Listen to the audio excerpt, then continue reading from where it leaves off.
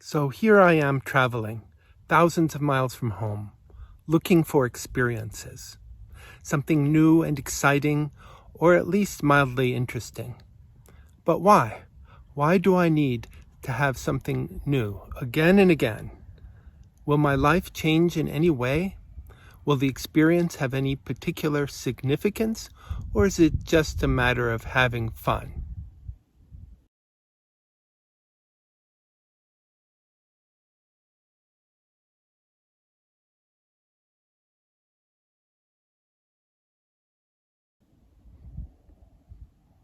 Are experiences significant or simply a distraction? What happens when you arrive at a new place, when you don't know anything about where you are, when you don't know a soul, when everything is new? Are you really alone? Do you even know what it means to be alone? Or do you immediately open your travel guide and look for something to do? There is always something new to encounter. An old building, an architectural ornament, a scenic view, a horseback ride, a lovely old tree, a fine dinner, a memorable conversation, a work of art, ad infinitum.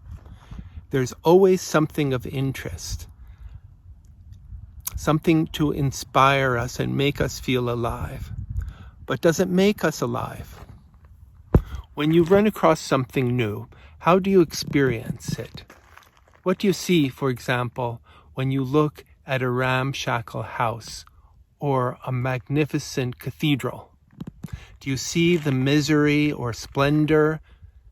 Do you see the humility or arrogance in it, or just how pleasing it is?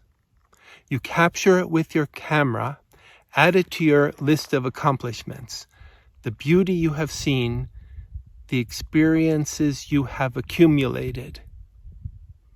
A beautiful sunset, a new culture, an adventure in the wilderness. We meet with endless experiences, new kinds of food, architecture, culture, scenery.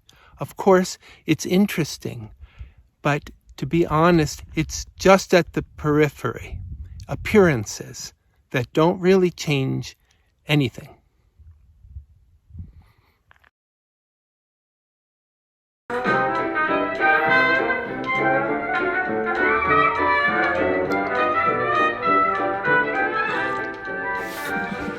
We are, let's say, addicted to new experiences. Sometimes those new experiences, they aren't very glamorous or they require us pushing our body to the limit. But every once in a while, the pendulum swings the other way and we have the opportunity to experience a level of luxury and opulence that we never expected to get to experience in our entire lifetime.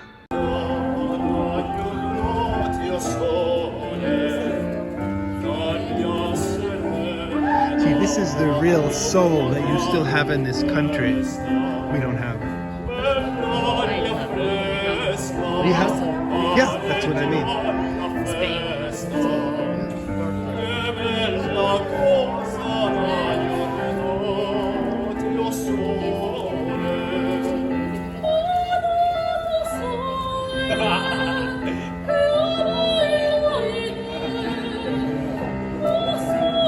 They have great voices.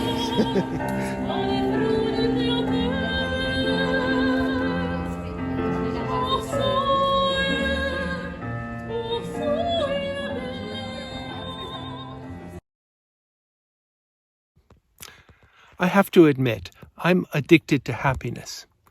I know that happiness is considered a good thing, but I think that it's a bit manic. Like all of us, I've had a ton of experiences in my life. I'm pretty sure I've forgotten many of them, or most, and maybe that's the reason I keep looking for more. I forgot that I saw a spectacular sunset, that I had an adventure in the wilderness, that I found a new friend, that I had a delicious meal, that I saw an inspiring performance, so I want more and more. I forget that I was praised, that I was loved, Maybe if I remembered, if I really digested all that, grasped it in its entirety, I wouldn't have the need to repeat it again and again for the rest of my life. At least, that is, until I become elderly and am forced to retreat. Look, it's not all an illusion. Whatever our experience, there is something real and good in it. Even if we go to an all-inclusive resort or take a trip on a massive cruise ship, even if we jump up and down and scream, even if we satiate ourselves or lose ourselves or celebrate ourselves, it always begins with something real, something that inspires us. But that power is at the periphery. Yes, we need an adventure now and then, something to get us unstuck, to remind us, to reawaken us. But the moment we return, we fall right back into our old pattern. Unlike many of those I read and admire, some awfully serious writers, I do keep one foot in each world. I still like life, and I'm not about to renounce travel or experiences in general. They do begin with the power of life, but they turn into an experience when the real in them is realized, set in stone, quantified, coagulated. An experience is a creative act that has been coagulated. Yes, we do find beauty, but normally it's beauty that's throttled and captured. It starts out well, but crystallizes and fractures. The beauty isn't in the photo, in the story, in the memory. The stack of experiences is a weight on us. Experiencing is an addiction like any other, distracting us from being in the present, from being who we are. When traveling, how can we find the real? Should we look for unique experiences, something special about the dress, the cuisine, the culture?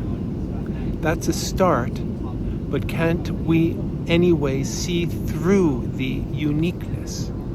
Are we able to see the human being in front of us, not just the individual person? How can we do this? At the least, take one part of every experience, no matter how small, for transcendence. When you take a trip, it all depends on how far you want to go. For every trip that I take, every cup of coffee that I drink, that is everything, I'll allot at least one portion for this, traveling to new worlds. It's a fight between shadow and light.